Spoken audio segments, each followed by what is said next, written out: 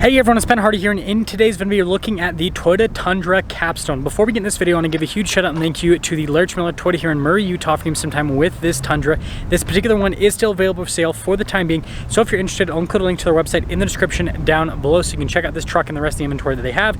And then on a side note, if you want to save time and money the next time you purchase a car, link to my car buying guide in the description down below. Let's get into it.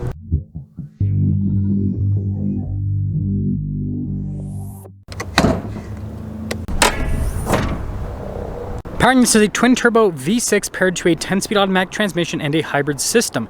Fuel economy is 19 around town and then 22 on the highway, with power outputs being 437 horsepower and then 583 pound-feet of torque.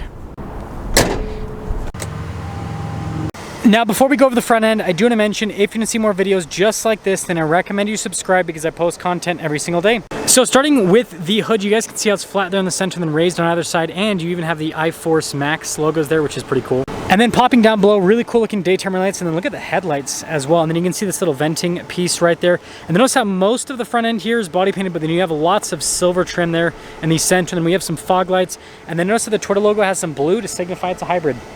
And putting it all together, well, it's got the Tundra front end.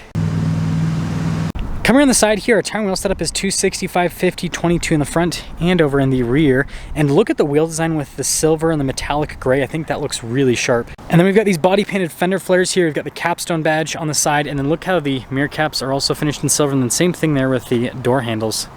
And that leads us to our side view, and man, does this truck actually look really cool. So taking a look at the key fob, you guys can see we've got our unlock function or lock function, the opening here for the truck bed, and yeah, that's pretty much it. So we'll pop it open.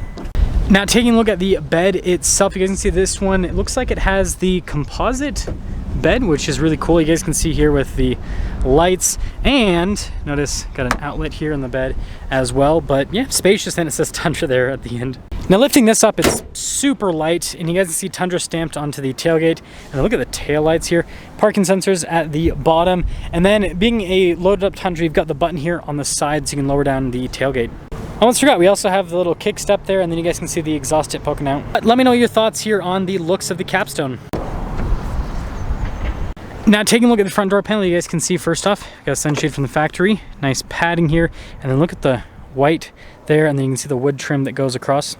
And then taking a look at the seat, you can see again with the white trim perforated all down the center, goes to the black, so I like the two-tone design. And we do not have under seat storage because you got battery life.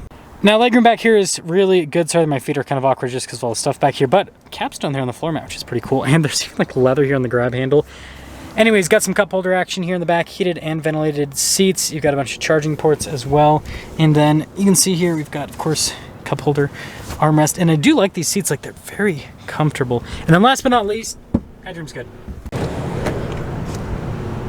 Now taking a look at the front door panel, you guys can see here with the padding at the top and then also down below as well. And they've got all of our window controls here with the wood. You can see with our memory seat function, and that's really cool for the sound system. And then blind spot monitoring with the mirrors. Now with the front seat, again, you guys can see white and then goes to black, which is really cool. All of our power adjustments here on the side, and then you guys can see there with the seat as well. And then by the way, payload capacity is 1,330 pounds. And then, yeah, pretty normal Tundra pedals, so nothing crazy there. Got that for the cargo light, and then you guys can see for the automatic side steps. And then heated seat here, and then you guys can see for the gas cap release, and then to turn on the outlet there in the bed as well. And then the steering wheel is power adjustable.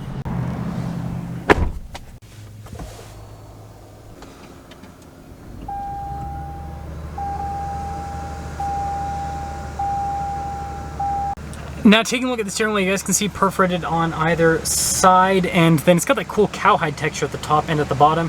We do have adaptive cruise control as well as lane keep assist. We've got our volume and voice command controls, and then controls for the center stack, and then your regular stocks there on the back. Now this has the Tundra's new digital gauge cluster here, which is really cool. We do have a tow haul mode, and then we have some other drive modes. So we've got a sport, normal, and then eco mode that we can go between with the drive mode select. But overall, I do like the look of this gauge cluster. And speaking of clusters and stuff, we have a heads-up display. Now this, of course, has the Tundra's 360 camera system. Sorry about the glare in this shot. It's just the time of afternoon that it is. But really good camera system, and you can see out of every single viewpoint with the truck, and resolution's also really good. Now, as for the rest of the infotainment screen, first off, response time's good. Now, this is identical to the Tundra's smaller screen. It's just in a larger format. And if you've seen my reviews on other new Toyotas, then you've seen this before. And then you can see down below, we've got some analog controls for the climate system, heated, cooled seats, and then your radio control right next to it as well. Really nice trim on the dash. Forgot to mention that. And you can see like the wood trim there at the top, and then also down below. I mean, it looks really nice. Got your stability control button here. It's for the camera view, trailer backup assistant, and then you guys can see with the auto hold and then the parking brake, and then shifter for the 10-speed automatic transmission. Cup holder, action with the wood trim, wireless phone charging pad, and then you guys can see with the drive line select. So you've got 2-wheel high, 4-wheel low, and then a drive mode select with our tow haul mode. Now I've got the Tundra's center console, which you guys can see opens up like that, but you also have the window, which is cool. And then some nice wood trim and like leather trim and everything on it. And then with the glove box, yeah, pretty big. And then up top we of course have a camera, rear view mirror, and then we've got our power setting window where the whole window goes down, and then you guys can see panoramic sunroof. So here's our warranty sticker for this Capstone. You guys can see the standard equipment with it. Base MSRP $77,645. Total MSRP on this one $80,905. Also, it has a TRD performance air filter. Interesting. Let's sum things up.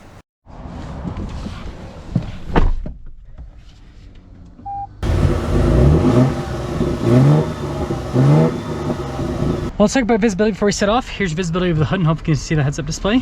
Both of the mirrors do a blind spot monitoring, and then throughout the rest of the rear. And, well, Tundra Capstone away. I think this is the second time I've reviewed one of these. I can't remember. Maybe it was the third time. I reviewed so many of these Tundras that I've lost track. But I do want to talk about the Capstone package, and I guess that's closed now. So I guess we got to go a different way. That's also closed over there. I guess that we are somehow locked in now. I did not know that was happening. Let's just make sure that we can still get up. Maybe the other side. I'll figure this out for you guys. Maybe we'll just have to be in the parking lot for today.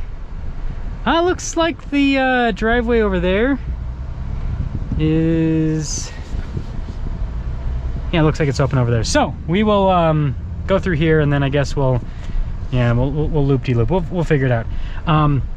First up, seat comfort's really good with the Capstone. I think that's a big plus.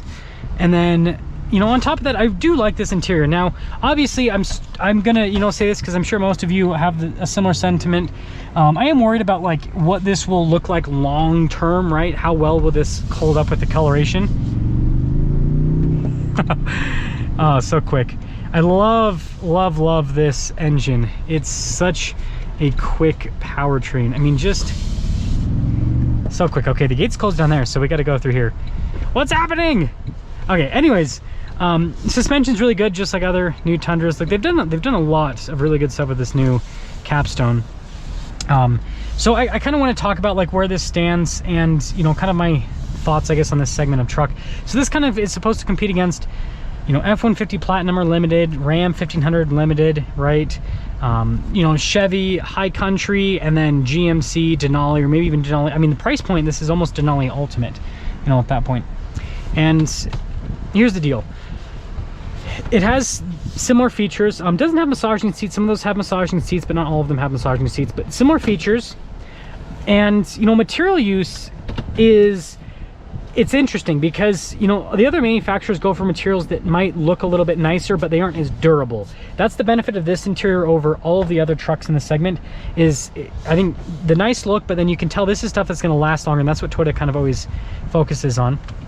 But yeah, it doesn't have the same, I guess, like fanciness that the American trucks have in this particular segment. And I think this is what might turn some people away from this. But the way that I would look at this is a similar way that people, you know, look at the Lexus LS when they compare it to like a Mercedes-Benz S-Class. The S-Class, right, is flashier, is fancier, but guess what's still on the road today, right? Old LSs, whereas you look at old S-Classes, and yeah, some of them, but most of them, right, they're just, yeah, they've basically blown up at this point. A little extreme to say that. So the point that I'm trying to make here is, you know, the F-150 Limited or Ram 1500 Limited might be a little bit more exciting than this, but this is the one that in 10-15 years is still gonna be on the road. So if you're looking for like a long-term luxury truck, that's where the Capstone comes in. But let me know your thoughts.